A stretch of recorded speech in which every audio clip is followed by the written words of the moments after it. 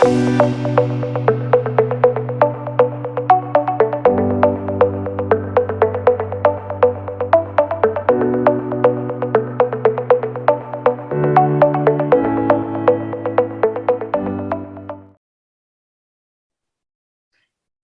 to the Successful Living Podcast. I am your host, Annette Rivera.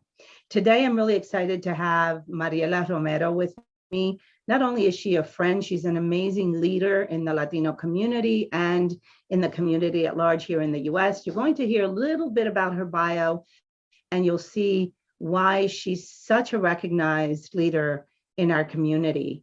So Mariela, welcome to the podcast. Thank you, Dinette. It's an honor to be here with you. Thank you. So Mariela is a connector of cultures. She is a multilingual, passionate journalist, writer, producer, and public relations professional with over 30 years in broadcasting.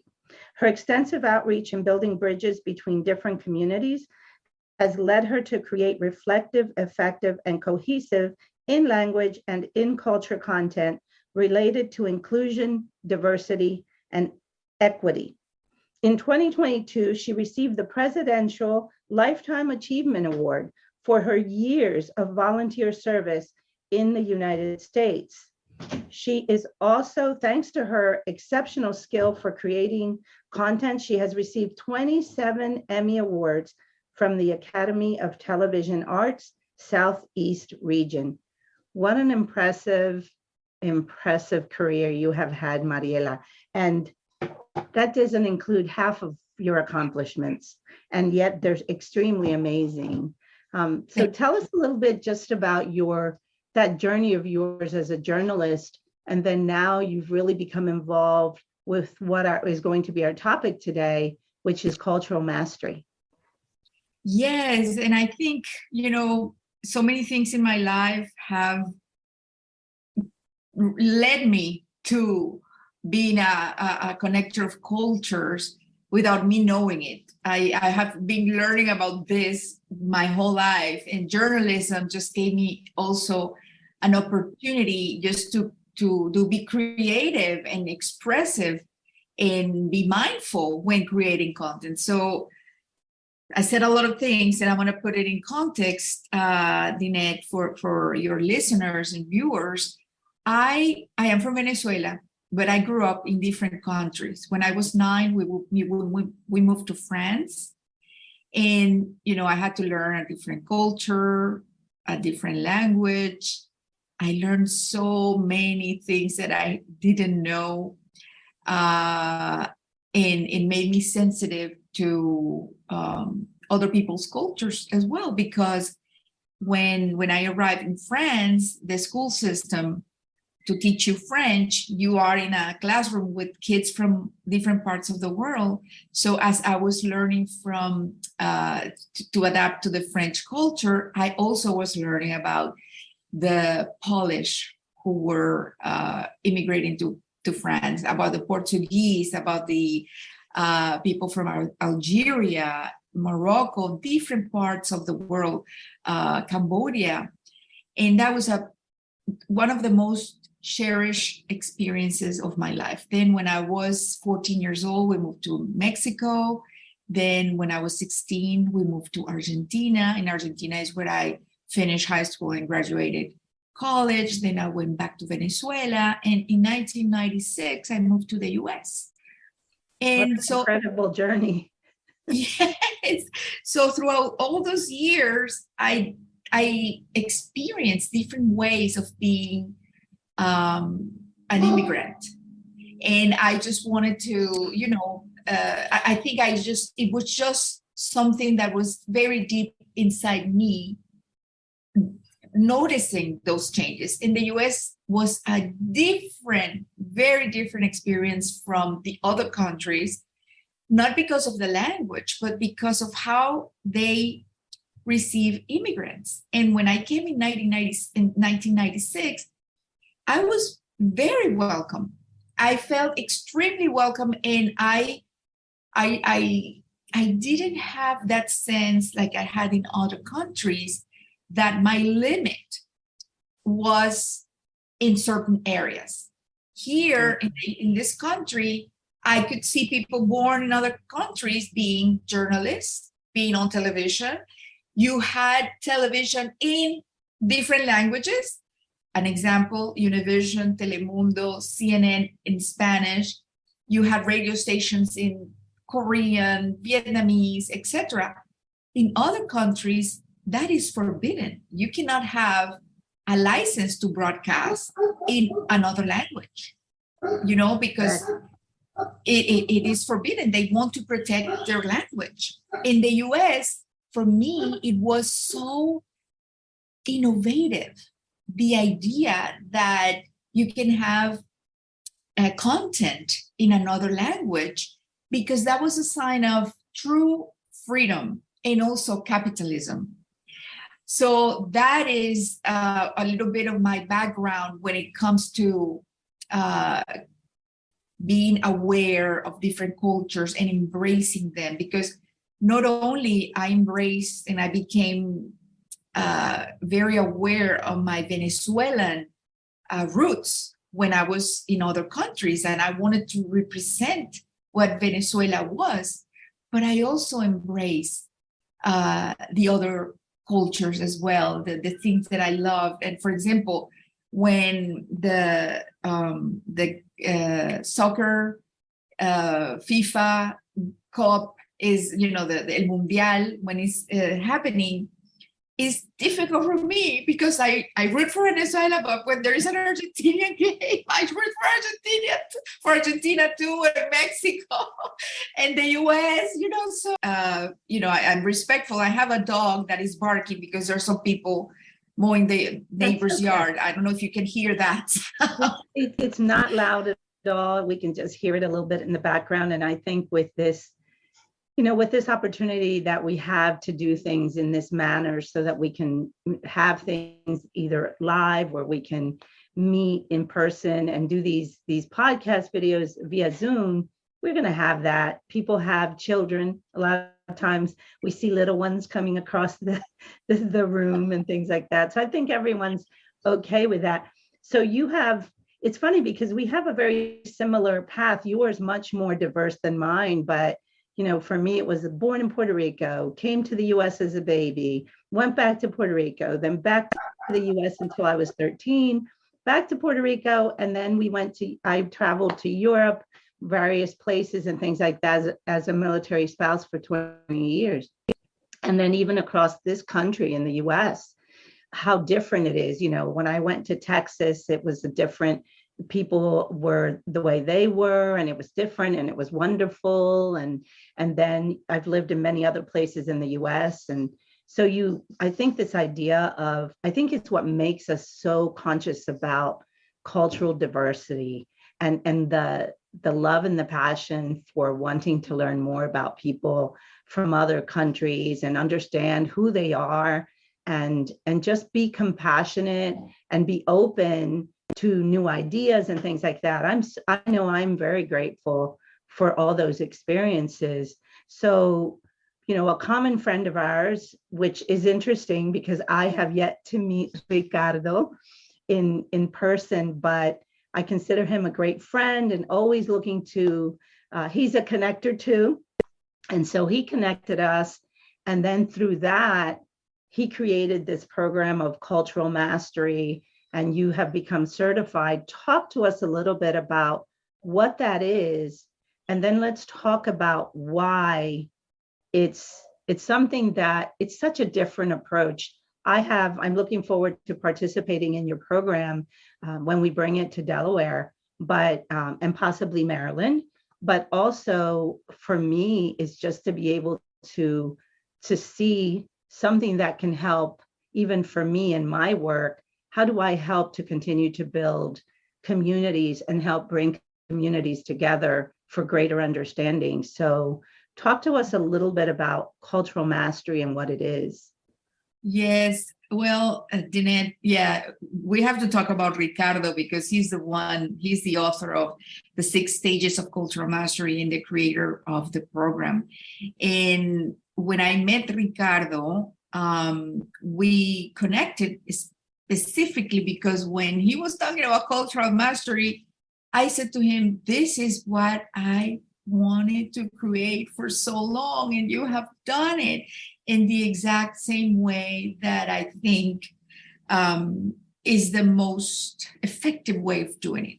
You were talking about how wonderful it was for you to see other cultures, be open-minded, have compassion, but that comes afterwards. You know, when you meet other peoples from other cultures, what happens is that you find the things that are common between you and them.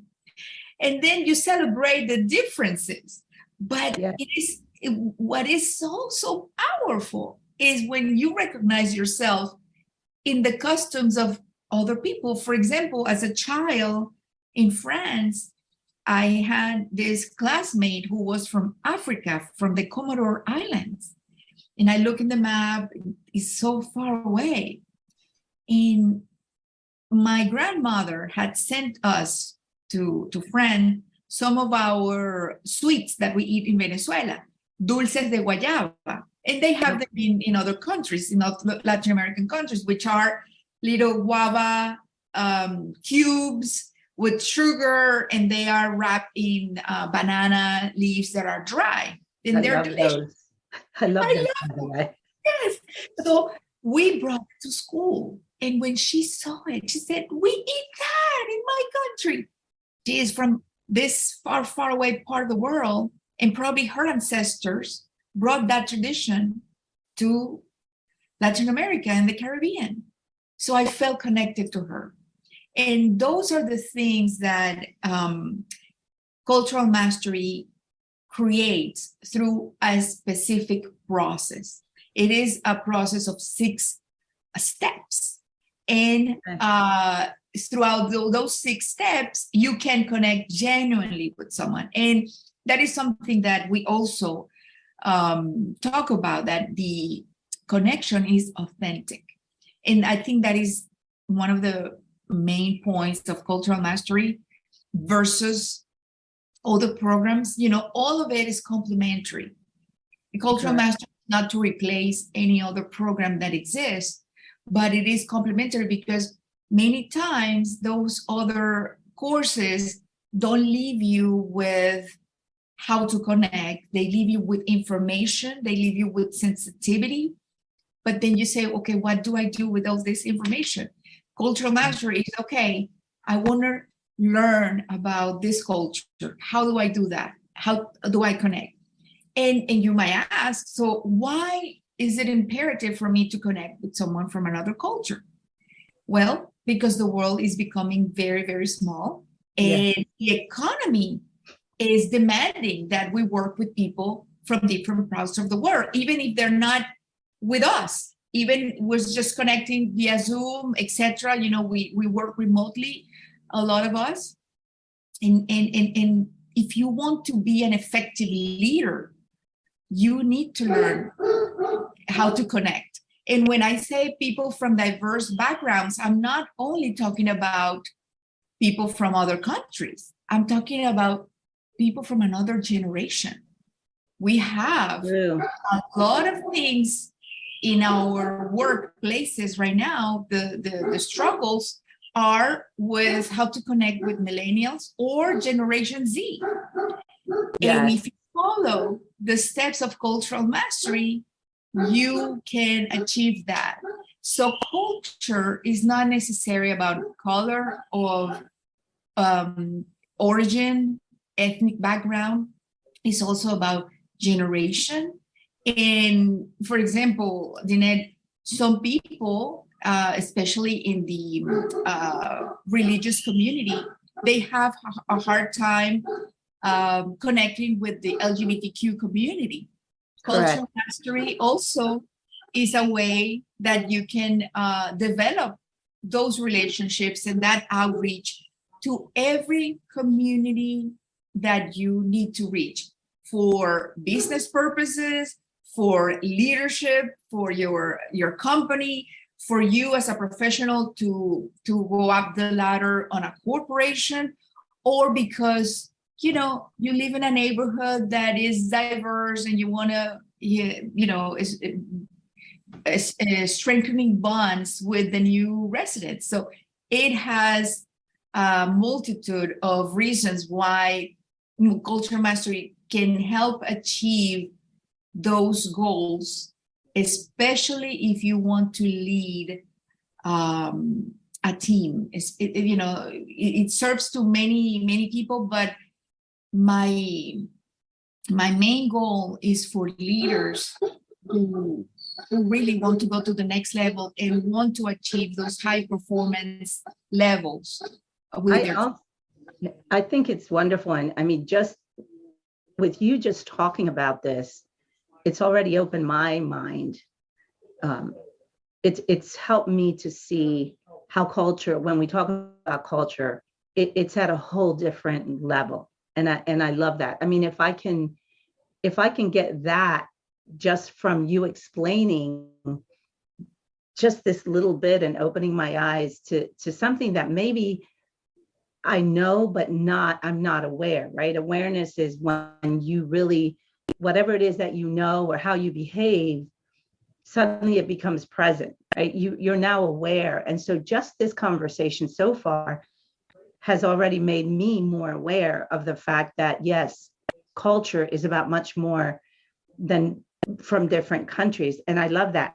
We're going to take a quick pause, and then we're going to continue this wonderful conversation.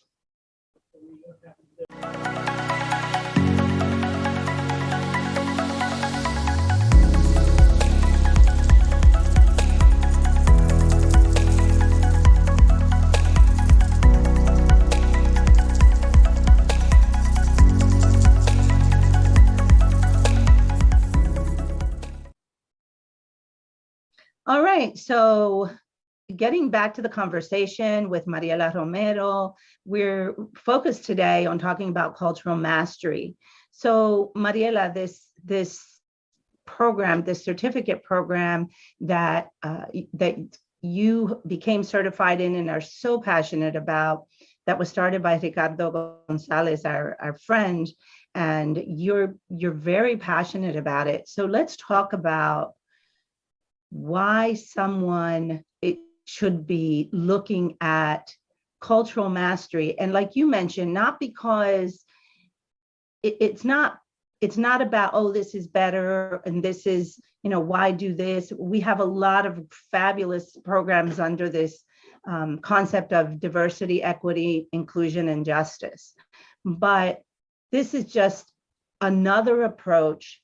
And like you said, well, let me let you talk about it and you explain it so that people can understand more why this is another tool that can be so powerful for uniting people and bringing people together for amazing conversations and to create community.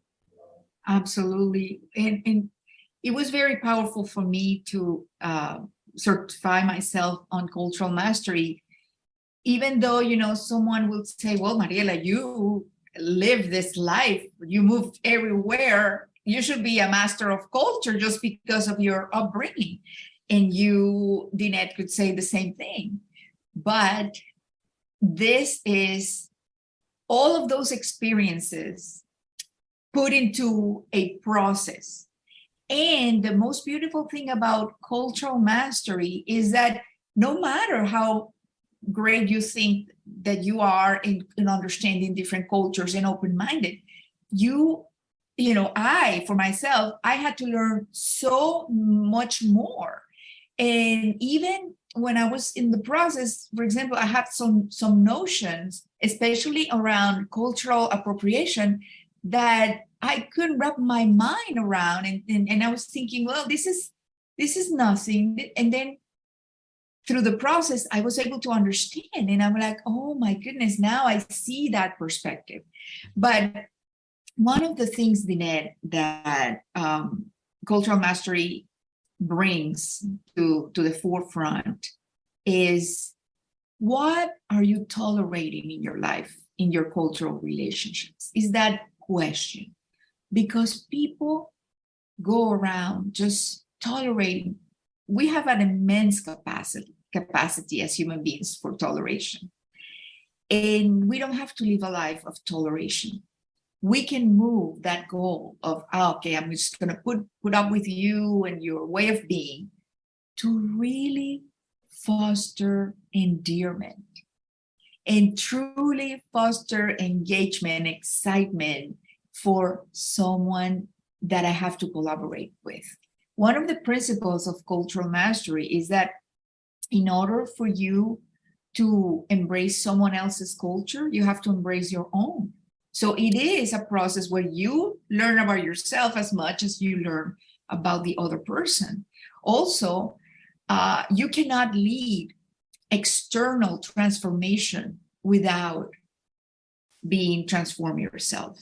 And this is what cultural mastery is so powerful. You are also in a process of learning about yourself. And that is what is so powerful and different. With cultural mastery, we say that we can make a choice. We can focus on the symptoms of cultural dysfunction, which are racism, racial injustice, inequity, all the things we fight about.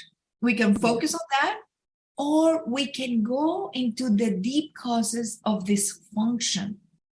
And then we can, the beauty about culture, Danette, is that we mold culture together. When we, for example, every company has a culture, right? Coca-Cola has a very different culture from Burger King, and Amazon has a very different culture from Apple. You can recognize their symbols, the way they approach their customers. They have the different values. That is the culture they created. Well, that is created by humans. We are able to, create and mold a culture of our own. With cultural mastery, that's the proposal. Okay, what is the dysfunction? Let's go and heal that, because the manifestation of that dysfunction is racism, is bias, is injustice. But one of the things that also is important in cultural mastery is that we, as human beings, we have biases. That is how our evolution has made us so we can survive. We have to, assess situations. Okay, is this group going to hurt me or no? That's how we evolve. Right. But with cultural mastery, one of the beautiful, beautiful things about this process is that you can replace negative bias and turn it into positive bias. And Ricardo Gonzalez has a beautiful story about his own transformation and why he created cultural mastery. He's from Puerto Rico. He was raised in Kentucky with a white mother and a Puerto Rican father. And he says that he grew up with a lot of pain at home because it was a very culturally dysfunctional family. He says that he loved his Puerto Rican grandmother, but not so much his mother from Kentucky, his grandmother from Kentucky, because she was harsher, and so he learned the differences between the cultures, and the mother and father had a very, very tough relationship. But one thing that he inherited from his father was a very negative bias towards Mexicans. And Ricardo was like eating that up, and he started developing hatred towards Mexicans. So when he started thinking about cultural mastery, he went inside, he went searching inside and said, okay, why do I have this? And he started, he created cultural mastery when he was living in Atlanta. In Atlanta, there's an area called Beaufort Highway, where there's a lot of immigrants living there. And during the Olympics, a lot of Mexicans came, to help Atlanta build the infrastructure for the Olympics. And they settled on that Beaufort area. And there they have pools and billiards and all that. So Ricardo started going to those billiards and play pool with the Mexicans that were there every night. And he developed friendships he created endearment with them, and he was able to replace that negative bias and turn it into a positive one. So that is the beauty and the difference that cultural mastery brings to this diversity, equity, and inclusion movement. Because, Dinette, we talk about diversity, and the companies are, very quickly to say, okay, yes, we need to hire more women. We need to hire more African Americans and Asians, blah, blah, blah, blah, blah. And they, check, okay, we have 20% goal of having diverse people here in our company. But then what happens? That's right. It doesn't really lead to change because it's simply you put a body in there. You brought in somebody, but it doesn't lead to change and understanding. No, because if the leaders they haven't fostered an inclusive mentality for the company, that diverse team is going to leave, or you're not going to attract that diversity that you want. And there's power in diversity because we live in a very diverse world. So you need those, the brain power that diverse people bring to the company to think, how am I going to reach them? And how do I engage with them? And why do I make my company attractive to that community, those customers that are of diverse background? You need that talent. I just, this is something, conversations to be continued. Yes. To continue to bridge gaps and bring people together. I know for me, if something powerful happened for me that came because of COVID, right? COVID took us, something that was already coming was that we would eventually be doing more and more through these mediums, right? And what's happened is because of COVID and how we were just overnight forced to be locked up in our homes, and suddenly it was like, well, now what? But what it did for me, it started with the contacts that I had abroad, in Peru in particular, and suddenly we were doing things virtually just as friends, as women business owners, and then that led to today. I have this amazing international community that I work with, and it's really grown my connections internationally with the different Spanish speaking countries. But it's not just the Spanish speaking. I now have contacts in different areas, different African states, and just all over, and it's wonderful. But I'm really learning about, I have someone that I've recently connected with, and she's from Guatemala originally. And I'm just really connecting with people from different countries and discovering how little I know, about people from these Spanish speaking countries. And it leads to one of the problems that we have here in the US, that I've had people come to me and say, Dinette, can you help us? Can you present to our team on how to do business with the Hispanic community? And when I talked to them, I said, one of the first things we talk about is the fact that in the US, the Hispanic community, according to census and all that, they've lumped 22 different countries together, including Brazil and Spain. And so I said, well, this is why people are so confused as to how to market to us, because they think that we all are this way, right? They're putting us in this little box, and these people from these 22 countries. And so in some cases, people take offense from those countries, right? They hold a very strong position. And it's like, what do you mean? Why am I in this category? And so that creates divisiveness and creates, but there's just so much to learn. And I'm learning so much more by being more connected with people from all these different countries. And I've always loved learning and meeting people because of, like you and I have shared where we lived and how we moved around. But I'm learning about how much I don't know about people that we have a shared language, Exactly. but that doesn't make us all experts at, everything Hispanic or everything from every person in South America or Mexico, in different parts of the world.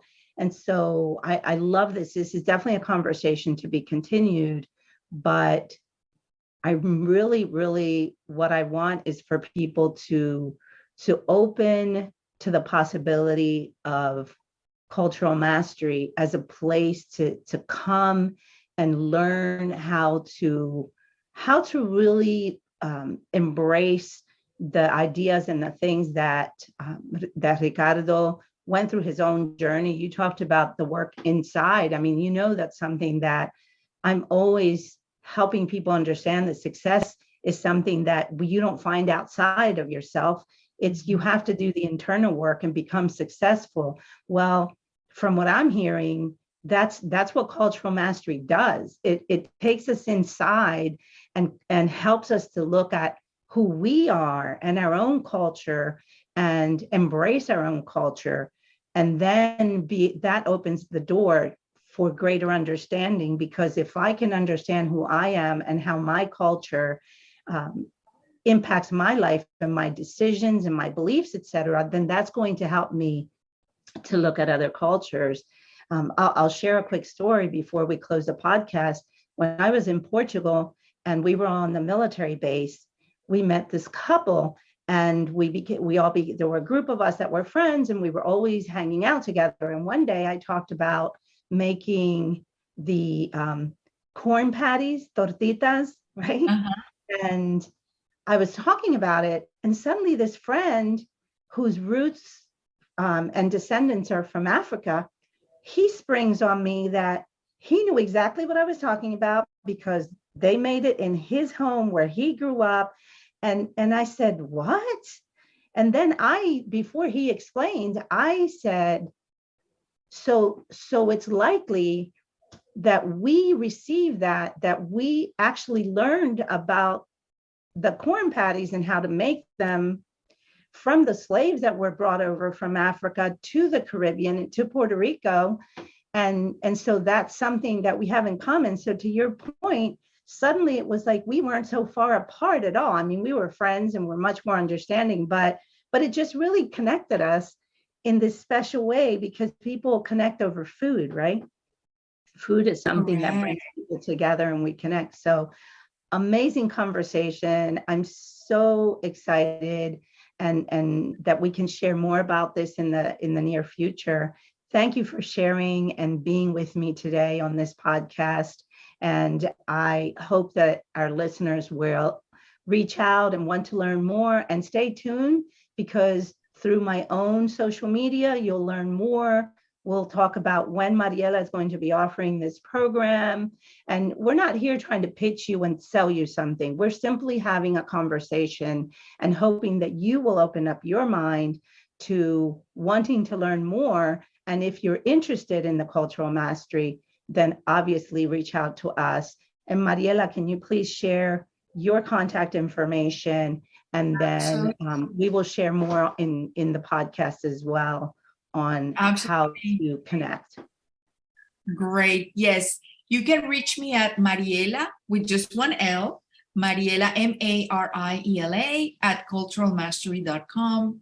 Then you can also visit marielaromero.com, marielaromero.com, and you will find my information there as well. And I would love to talk to you if you're an educator, if you're a manager of diverse teams, if there's so many categories that need this, and this will be an effective tool to bring your performance and your understanding to a whole different level. And I appreciate, Dinette, your time to talk about this, something that is so close to our hearts. We live through this process naturally, but then this is something that anybody can achieve. And I'm glad that we're talking about this, because in a world that it seems like we're more and more divided, this Correct. Is a tool to be united. Yeah, this is why So to my listeners, this is why I wanted to have Mariela here, because when I learned about cultural mastery and started learning more, and I know so little, that's why I want to take the Get Certified. But when I started learning more about this, I thought about the fact that it feels as, we're globally connected, which is wonderful, but at the same time, it feels like we're moving in a direction of separating us. And so to have a tool, to have a program like this, it doesn't matter if you're just someone that you don't have your own business, you work for someone else, or you're retired, it doesn't matter. It's about if you want to connect more and learn more and help us find peace, which ultimately that's what we're looking for, is to live in peace and live in community and support each other and be good citizens of the world, then cultural mastery is a tool that you should look into. So we'll definitely be sharing more. Thank you for listening. Come back and listen to us to our weekly podcast. If you're bilingual or you have Latino friends, I have a podcast in Spanish as well, Latino Despierta Tu Poder. You can find the Successful Living podcast and Latino Despierta Tu Poder on the most popular podcast platforms. Thanks again, Mariela, and to you, my listeners, until next week.